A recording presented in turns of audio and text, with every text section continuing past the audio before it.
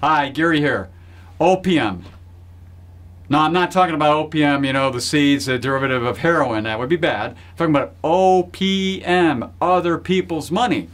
Why am I saying that? Well, there's a Bankrate.com study that came out that said 3/4 of people have one regret throughout their life about what they did about money. And in particular right now, the younger generation, about 1 out of 5 is focusing totally on paying off student debt and nothing else, which is not generally a good thing because it means you're putting all your eggs in one basket. But I want to give you a little strategy that I've seen now at least a dozen young people use to pay off their student debt, and it's not one that normally you see people talk about, but it's kind of makes sense. So let me walk you through this. 401ks. Most 401ks, it's actually about 50 to 60% of 401ks have a match. That's OPM, not your money, someone else's money. Generally around 3%, 4%. Let's just use 3% as an example. So if you're totally focused on putting money away in your student debt, you're not putting anything away in 401k. Why would you do this?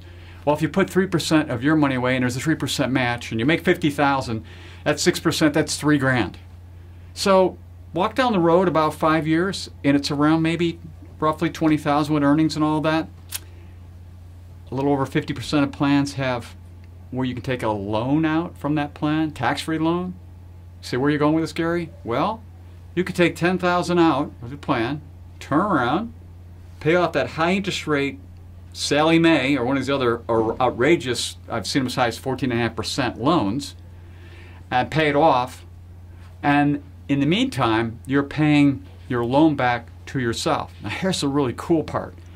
The interest that's charged when you take the loan from the 401k is your interest going back in your own account. You're not paying a bank or someone else. So in effect, it's a 0% loan because you're not paying any interest there. And the money that you were paying to Sallie Mae now is going to pay off that loan. There's even more money available.